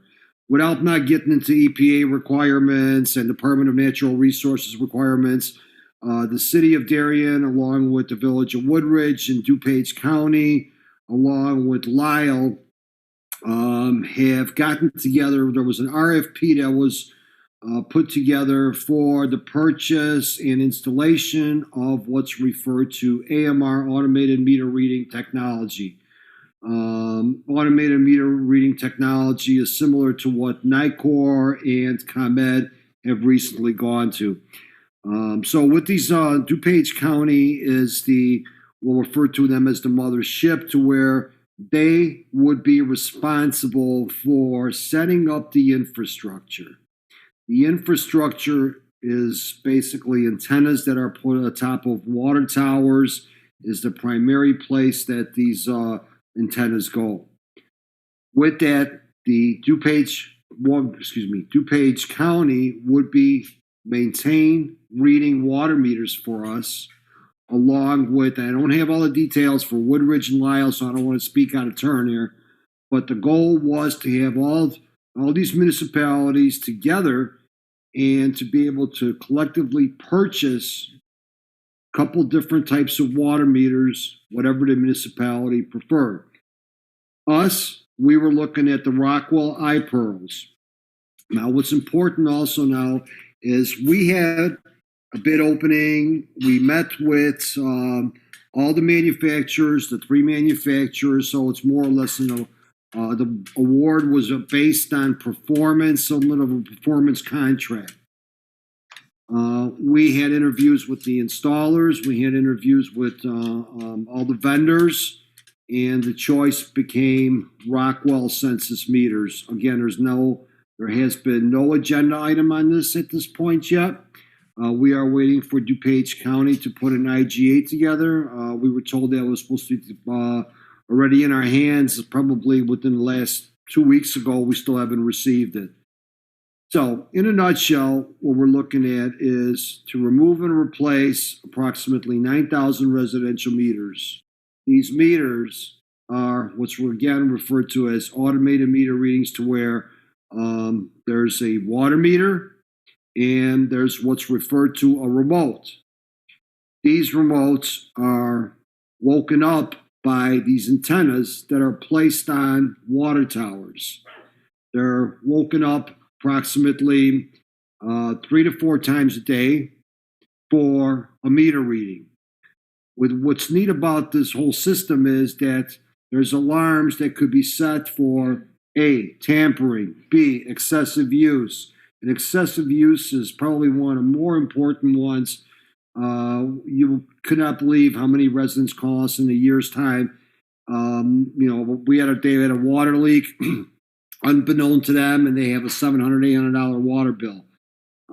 With this system, it's a system that sets off an alarm, and it gives the municipality an opportunity to call the resident and say, hey, we just received an alarm. You're above and beyond what you normally use. So that's really a great benefit for residents. From an accountability standpoint, the water meters will be reading more accurately, which will mean better revenue for the city.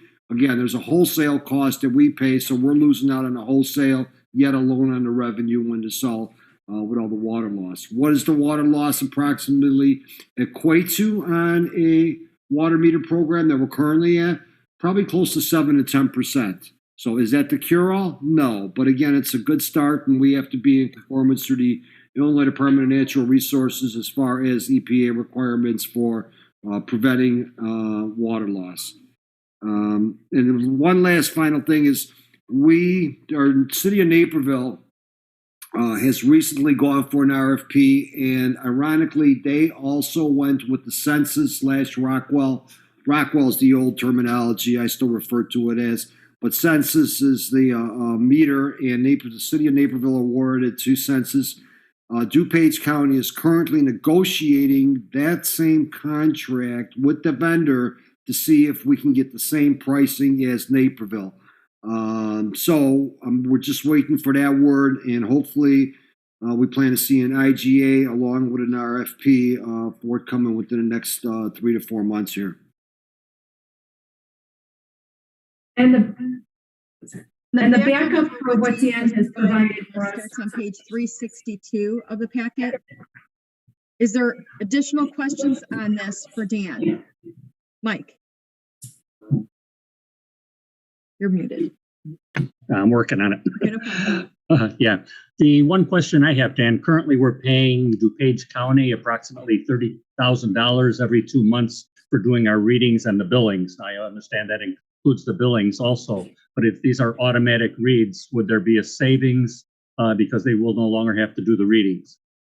The answer, in theory, is yes. In practicality, I'm not sure how that's going to exactly work yet. That's to be negotiated because, as I said, if DuPage County is fronting the money for all the infrastructure, will they maintain and own the infrastructure? Because there's a trade-off there. And it's a great question, Mike, because the trade-off is if we hold the water meter readings as hostage, that means that DuPage County cannot bill for their sanitary because the water meter readings are based on a sanitary bill. So again, it's a very delicate situation. I don't have that answer for you at this point in time, but that's something that's, we've been looking at as well. And also just to add on to that, if we were to, let's say, bring in our own billing system, from what I've gathered so far, it's not worth us investigating that. Because we'll have software then, we'll have hardware, we'll have an additional employee, we'll need an employee for backup, so on and so forth. So kind of a little bit ahead of myself here, Mike, but that's one of the things we're looking at as well. Thank you. Eric, I saw you raise your hand. Yeah, and I actually got a communication from a resident that's concerned about the health issues with these electronic meters. They've read stuff online that there is saying that there is health risk of having those electronic meters in their home. I don't know if we've looked at that or if that's true or not, or unfortunately, information from the manufacturer on that. But if you go, I just Googled it now, you go out there, there's information out there talking about it. Correct. And what information it is, I'm sorry, we briefly had that conversation with the manufacturers. There will be a press release, so on and so forth, on the turnkey operation. In conjunction with that, I know that ComEd also went through the same situation, and the city council had heard some of those arguments in respect to that. So yes, we're very sensitive to that. That's why one of the opportunities here is that we're looking at, again, just to safeguard everything, was to put these remotes outside. Okay, what does that mean outside? Well, they're not in the home any further. Does that provide a level of comfort? The answer is yes. So again, I'm not sure which reports you're referring to, but whatever you have, Eric, if you could forward it to us, once we make a decision, once we provide, feedback to the city council, that's something that, yes, we're going to look at, because that does become controversial. And we've already talked of an option where the residents can opt out. And again, we haven't decided if that's going to be an additional charge to the municipality, if that's going to be an additional charge to the consumer. But yes, there will be opportunity for the opt-out. Okay. Yeah. Because it's no different than people concerned about the 5G towers. Everybody gets paranoid when you start talking about towers up, and then you put one inside their home or right outside their home, and they get concerned. I understand. And, high tension wires have the same, the same element proven Oh, yeah. or unproven cell towers, so on and so forth. So again, it's whether it's factual. Again, we need to research it and make sure that we have the right answers. Do you mean if it's on the internet, it's not true? Oh yeah, that's false. It's always true, right? Right. Bonjour, like the LSD commercial. Tom Bell's like, I saw your hand up. Yeah. Didn't we budget for this last year too? Not to this extent. So did we not did we not change out any meters this year?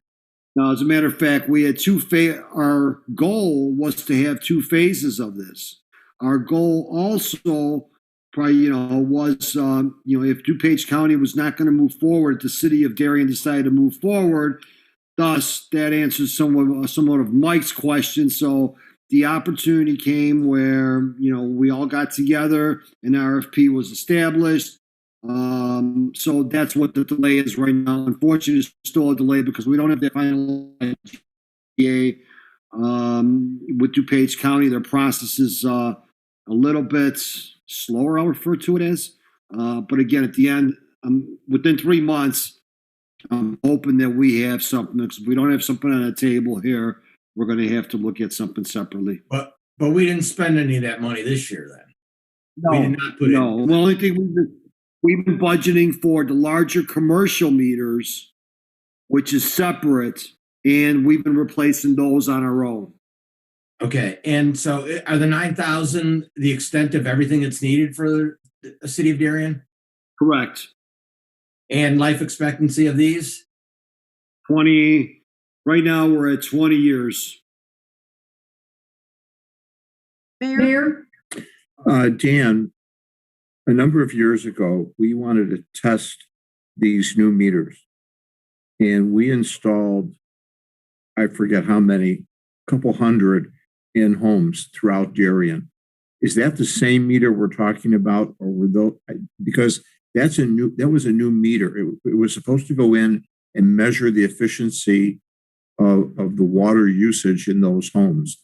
And it was one of these ARB style meters, but there was no remote. There was nothing that was being sent, nothing on the outside of the house. Do you remember that program? Yes, in a matter of just to clarify that, Mr. Mayor, the program, as you said, was 2 or 3 years ago where we wanted to conduct a test of certain meters. We did a random sampling, and I want to say it was 105 or maybe 500, to which we replaced those water meters over a summer. Our employees, and those meters were bench tested for accuracy because that's what led to this meter change-out program. With that said, one of the meters that we were researching was the iPearl/census meter. The iPearl census meter still seems to be the proven meter. The meters that we put in there are ready to be AMR adaptable with this remote. So basically, that's all we need to do is go in there, slap a cable on it and the remote, and now you have an AMR, provided that you have the hardware and the rest of the equipment. So if you're one of those 105 who had that done, all you need is the wire slapped on or whatever. Wire and the remote, correct. In addition to every meter that we're replacing today, whether it's due to the meters that aren't working anymore, we replace it with this newer style meter. And again, there's no components of this that, Eric, back to your point, would cause any alarm. So again, they're all being ready to be switched over if and when. Thank you, Dan. Joe Kenny, do you have a question? Any other questions about this program? Any other questions in the Water Depreciation Fund budget? Brian Vanna.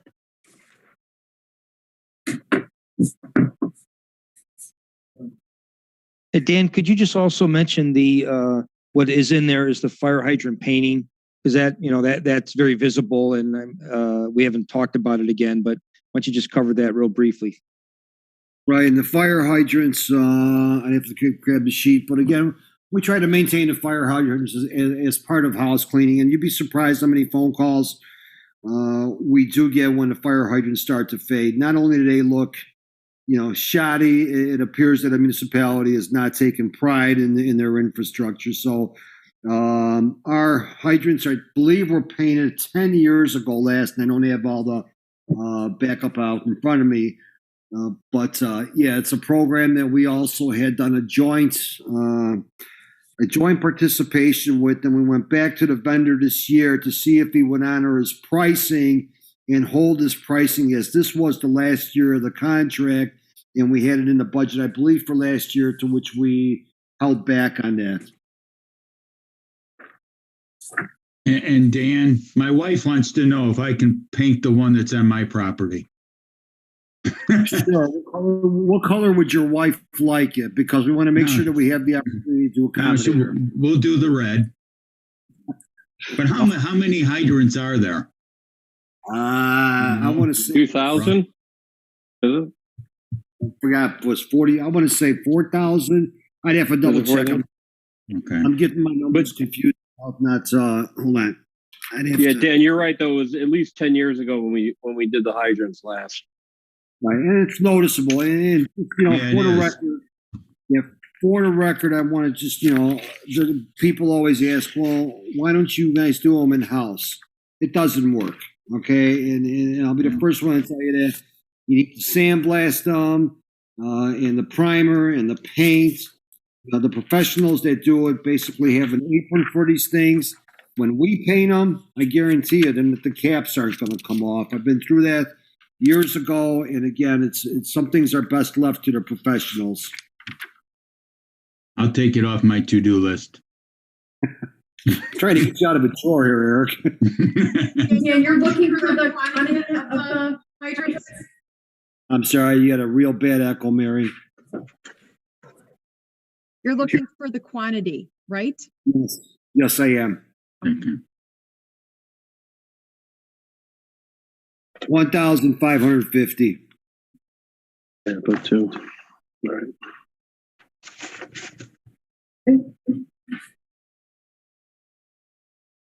Any other questions on water depreciation?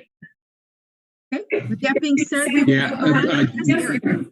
I've got a question on page 338. And Dan, it's just we do this vehicle rating, and we've got this one that showed 77.87. Can you just real briefly explain how your rating works for the vehicles? Sure, it's a policy that we came up with. Mr. Mayor Marquez, I think was it 4 years ago when you were chairman? I think we came up with this, or maybe we came up with it. It was actually more than 4 years ago when we developed the ditch program, and we developed the street program. We developed booklets that went with that, and soon after, even in conjunction with that, we developed the rating program for the vehicles, and I would say it was more than 5 years ago, probably at least 10 years ago. Maybe Ted remembers, but I think it was at least 10 years ago. Yeah, Okay. to be honest with you, Mayor, I thought it was between 6 and 8. But the point is that we came up with this plan to make sure that we'd rate every vehicle that comes through. Right. That's why we know, hey, this is going to get to this rating. We know when we're going to go have to replace it. So Yeah, we look at the maintenance record, Eric. How many times we have to bring this thing in? We look at the breakdown, the number of breakdowns, things like that. All of that goes into that rating. The miles. So there's a lot of factors in there. This rating of 77.87, is that that's not good? That's not good, correct. And again, it's a conglomeration, as the mayor and Alderman Shower had mentioned. It's a conglomeration of dependability, maintenance, aesthetics, so on and so forth. But I could share that with you, the policy on it. And again, I think it's a very good tool, because this way it's subjective by it's reviewed by one person, and one person is consistent with the standards, if you want to say, and has the ability to rate the stuff. And there's proof, and there's always proof or backup with invoices or, you know, things of that sort, and problems, concerns, so on and so forth. So how many how many of your vehicles have a worse rating than this that you're not replacing? I mean, I believe they're all in the budget right now. They are all in the budget. Okay. Carry from last year as well. I think Brian may have put one or two for next year. Brian, if I'm not mistaken, didn't you earmark a couple? You pushed them out. You recall? This year we took the, sorry, I'm getting an echo. We took the list that you had given me, and we went with that. We didn't push anything. We did obviously the current budget where we pushed because of COVID, but I didn't push any out that you had requested. I don't recall any of those. So Dan, do you feel comfortable in what we've got in here now for vehicles? Yes. Yes. Okay, you're able to live with what you got then. Beyond that is correct. Stuff. Yeah, we're not. I think we're very frugal with the equipment we ask for, and every piece of equipment that we have does get utilized. Dan. Hey, Dan. Oh, I'm sorry. Years ago, when Ted and I were on municipal services together, and we developed the ditch catalog, the street catalog, and the vehicle replacement program. We each got a copy of all the rubrics we use to do those ratings. You know, and I have that at home. If I have a resident who calls me, I could look at that. Do the new aldermen have anything like that, or can we get them a copy of the ditch? Yeah, Eric, I thought I provided you with the road program. Didn't I provide you with the road program? I thought I forwarded it to you. I'm sorry, you're muted, Eric. You're muted. It might have been a long time ago, so maybe I'll regroup with you, Dan. Yeah, okay. No worries. Yeah, I'll the ditch. Yeah, the ditch maintenance project, we're just finishing up that one now, getting ready to hand that one. Again, that's something I think I'm very proud of, and everyone should be very proud of, because to see those numbers and to see what we've done is just phenomenal. And it's a great piece of history. As well as the road program, it tells you, again, just for a recap, the road program catalog tells everyone when it was last done, what was last done, how it was done, what's the consistency of the road program, of the roads, and when the next rehabilitation is scheduled for, even goes as far as for crack filling. So, and the vehicle ratings, you know, we rate them every single year. The vehicles are rated. Okay. All right, good. All right, thank you. Any other questions on that? Okay. And we will officially move on to motor. I can't say that today for some reason. It's like I'm tongue tied. To special revenues. Fuel tax. Motor fuel tax. And I'm going to just keep calling it MFT. Thank you, Barry. Yeah. At least I'm not echoing in my ears anymore because I got the AirPods off. So page 384. With the summary pages and backup starting on page 385. Any questions on page 385? 385? Moving on to page 386. Pavement striping, consulting, tree trimming, capital purchases. Yes, Eric. Yeah. I'm just back on 385. Dan, how is this salt treatment stuff working now that you're putting on the roads before it starts? You guys seen? Yeah, you know, this year was probably the best year for it to be advertised, if you want to call it that. But just due to the cold, this product, again, this is the anti-icing product.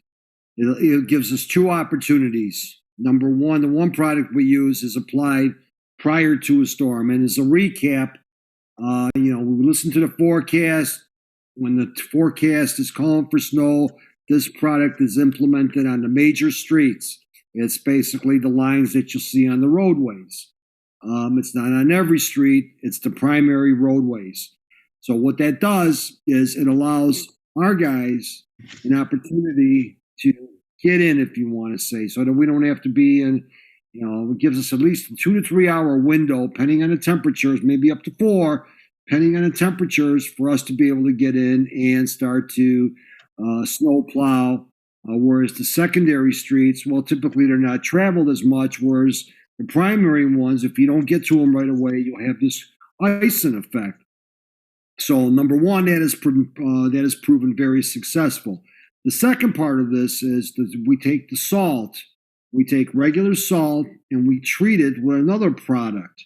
That product is good, is utilized for when we have temperatures, 10 belows to 15 belows, because conventional salt, you have to put down 2 to 3 times the amount when the temperature hits 0.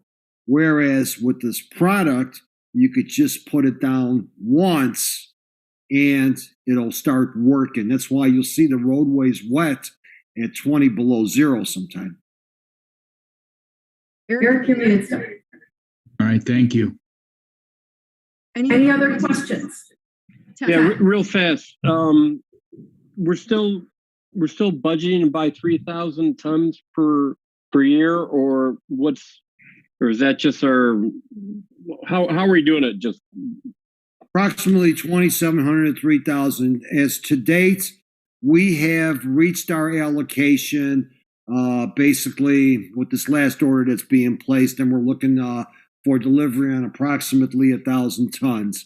So pending on what we see for pricing coming up, and I won't get the pricing until April, usually right around April, we may go ahead and go slightly over budget based on pricing, for what we see. So in other words, I believe it's 80 something a ton right now. So if there's a forecast that we're seeing it for 90 a ton, we still have the opportunity to go up to 120% of our contract with the state, not with the state, with DuPage County and the joint contract. So I would like to go and purchase that additional 20%, which equates to maybe $40,000, $50,000. Again, we would either do that prior to, or if we did it, we will come back after the city council after the fact with an agenda memo just for that purchase. Gotcha, Dan. Yeah, I'll be honest with you. I think that's a great idea because as I asked the question yesterday, and I was thinking about some of the pricings that we had a few years ago, and thanks for correcting me, guys. There was 81 bucks a ton now going forward. I still remember when it was 13, 14, we were up to what, $120 a ton back then, from what I remember. Something just was absolutely outrageous. So anything that we can hedge our bets on, because at the same time, you never know, somebody might come back to us outside like Argonne and say, hey, we need salt and we'll be willing to pay for it and get a little bit extra premium off of it. But anyway, yeah, I would definitely recommend that. So hey, Ted, yep. That's the reason we built the Shower Marquez Galans salt storage facility. Still a classic. Kind of like the Public Works building. Was there a ribbon cutting? Oh, that's great. That's great. Mary, I think they segued into the Public Works building here somehow. Yes. I'm sure it would be just the same. Yes. Same fanfare. Oh, that's great. Any other questions on page 385, MFT? Okay. Hey, Mary, I'm sorry, next page. Okay, moving on to page 386. Dan? Yes, I just kind of wanted, if there was no other questions, I want to go over the street maintenance program because this year we're using all the funds out of there for the road maintenance. So I was going to take a moment to explain that. Please do. Okay, typically we use a format, we allocate monies from the general fund and we typically don't use MFTs, just MFT monies for roadways. It just becomes a little more cumbersome. There's more demands, if you want to say, and those demands really equate to additional dollars that really don't need to be spent. In this particular case, this year we got monies from the MFT account through several different sources. Number one is our typical source that we get. There's been an increase in that revenue, and Mike can probably share information on that. The second part of it is there's an additional, I'll call it bond monies that was sent back to all the municipalities, and it's called First Illinois Rebuild, something to that effect. And we just took this item back to obviously the municipal services and city council. So these funds through these MFT accounts have to be accounted for certain projects, especially the First Illinois bond work, which is a majority of the money that we're getting.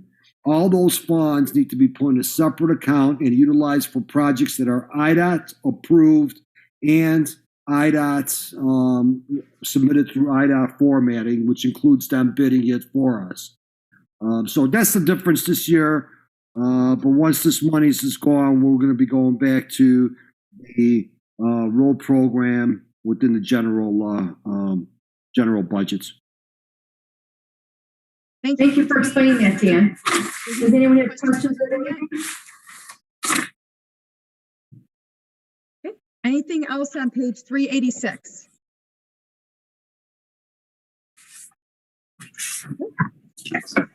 Yeah. Any more questions on the entire MFT budget? Okay. Well, we have wrapped that up. With that being said, we have wrapped up all the categories except for the police budget. And I believe then we will also be revisiting Any changes? and additionally the drainage project.